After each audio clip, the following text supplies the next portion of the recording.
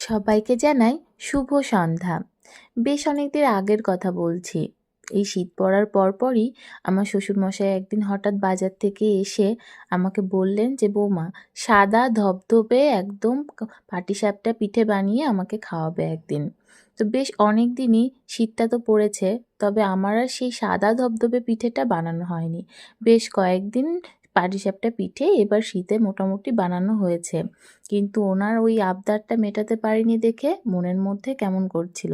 তাই ওনাকে দিয়েই সমস্ত কিছু বাজার থেকে আনিয়ে আমি আজকে বানিয়ে নিলাম পাটিসাপটা পিঠে। এই পাটিসাপটা পিঠেটা আবার আজকে বানিয়েছিলাম চিনি আতপ চাল দিয়ে।